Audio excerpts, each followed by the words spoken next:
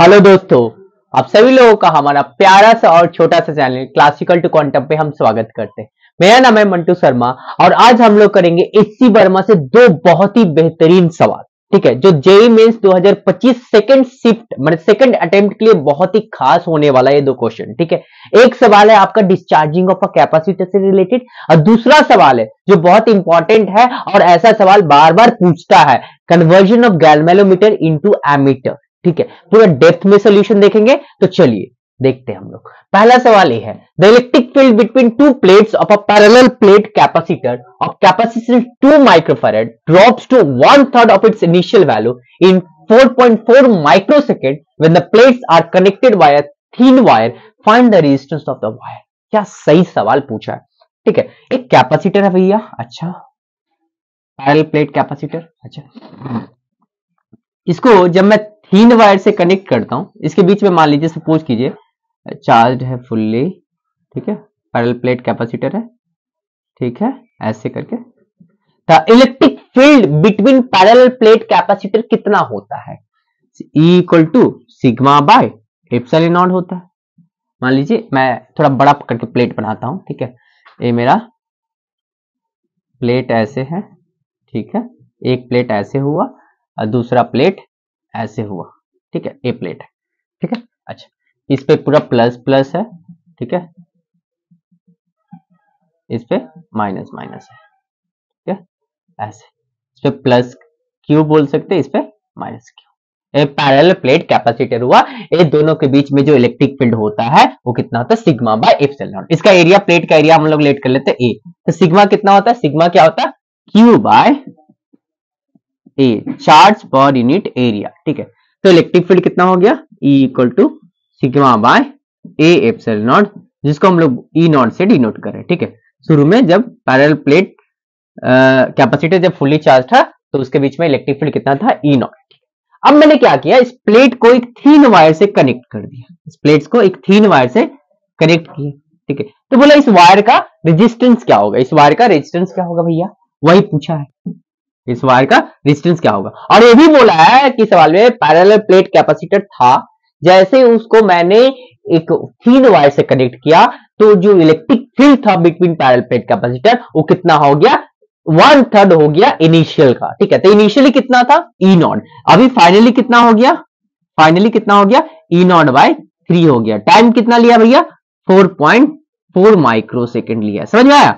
मतलब शुरू में मेरा पैरेलल प्लेट के बीच में जो इलेक्ट्रिक फील्ड था वो ई नॉट था। जैसे ही मैं एक थीन वायर से पैरेलल प्लेट को कनेक्ट किया वैसे ही मेरा electric field between the parallel plate capacity कितना हो गया? ई नॉट बाय 3 हो गया। तो बोला है कि थीन वायर का रेजिस्टेंस क्या होगा। एक्चुअली ये कौन सा सर्किट हो गया पता है? ये आरसी सर्किट हो गया। ये थीन वायर मतलब इसको रेजिस्टेंस मान के चलेंगे, ऐसे कर लेते हैं। थीन वायर को ऐसे भी कर सकते हैं, देखिए यहां से ऐसे ऐसे, बस ये आर है, ये सी है। ठीक है, मतलब ऐसे, ये आरसी सर्किट हो गया। मैंने डिस्चार्जिंग ऑफ, सॉरी यहां पर आर हो जाएगा और सी हो जाएगा। डिस्चार्जिंग ऑफ कैपेसिटर का सवाल है, डिस्चार्जिंग ऑफ कैपेसिटर का सवाल है। तो पूछा है कि भैया इस वायर का रेजिस्टेंस सबको बता दीजिए। ठीक है, तब एक एक स्टेप करके करते हैं। क्वेश्चन पूरा समझ में आ गया। पहले ई नॉट था, अभी ई नॉट बाय 3 हो गया। टाइम कितना लगा? 4.4 सेकंड। पूछा है कि रेजिस्टेंस ऑफ द वायर कितना होगा। ठीक है, तो चलिए इसको मैं मिटा रहा हूं, अब एक एक करके समझते हैं।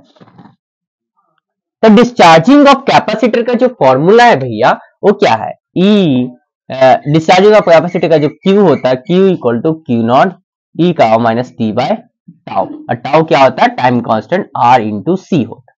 डिस्चार्जिंग ऑफ कैपेसिटर माने चार्ज जो डिस्चार्ज करता है वो q equal to q naught ई का माइनस टी बाय टाउ से करता है। ठीक है, अच्छा यहाँ पर इलेक्ट्रिक फील्ड का जो फॉर्मूला भैया क्या है पहले देख लेते हैं। इलेक्ट्रिक फील्ड का इक्वेशन लिखना पड़ेगा। तो इलेक्ट्रिक फील्ड इक्वल टू कितना है आपका?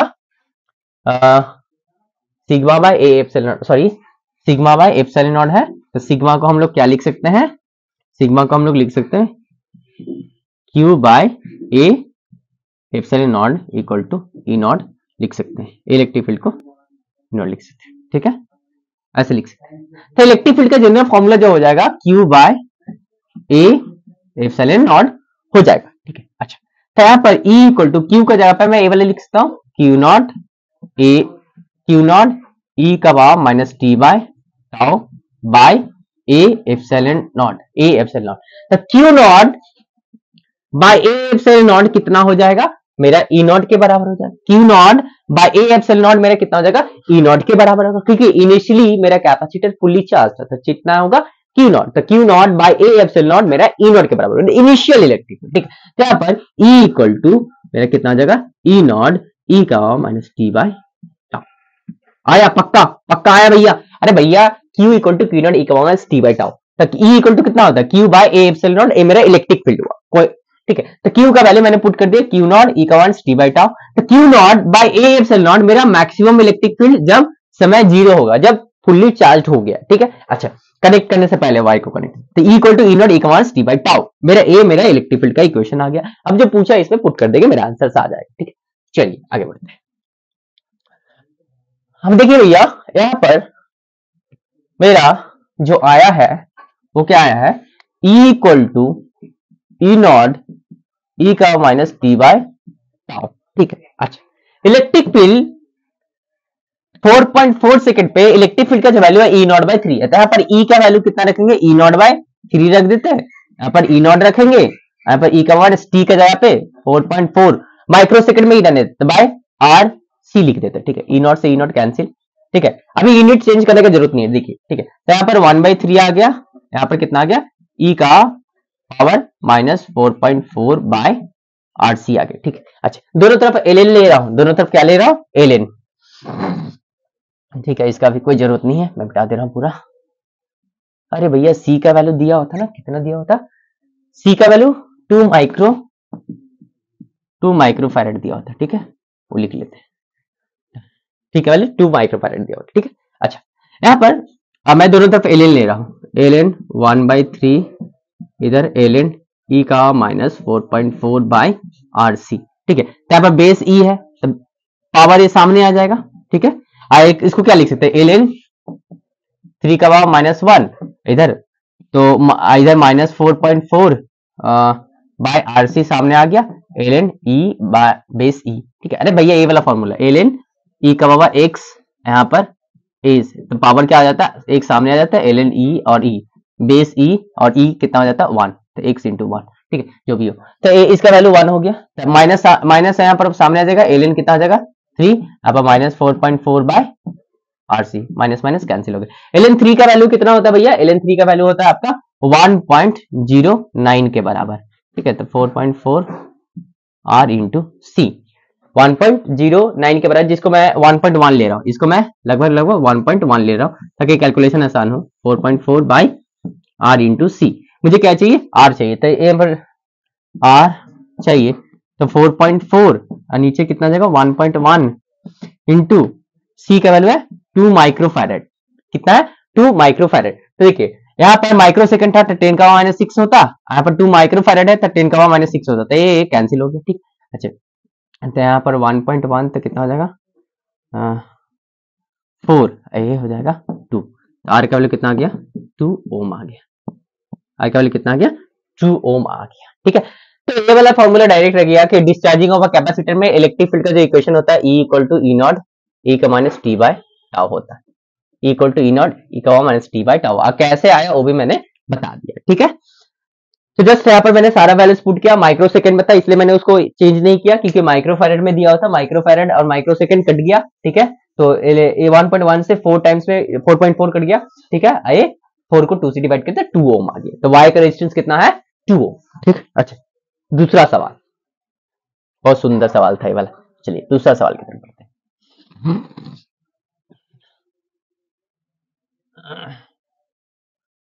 दूसरा सवाल क्या भैया, an ammeter is to be constructed which can read currents up to 2 ampere. एक एमीटर हम लोग को बनाना है जो करंट कितना रीड कर सकता है 2 एम्पियर तक रीड कर सकता है। If the coil has a resistance of 25 ohm, coil किसका बात कर रहे हैं गैल्वेनोमीटर का रेजिस्टेंस जो यहाँ पर है 25 ओम है, and takes 1 milli ampere for full scale deflection, माने गैल्वेनोमीटर में जब फुल स्केल डिफ्लेक्शन होता है तो करंट कितना जा सकता है 1 मिली एम्पियर जा सकता है।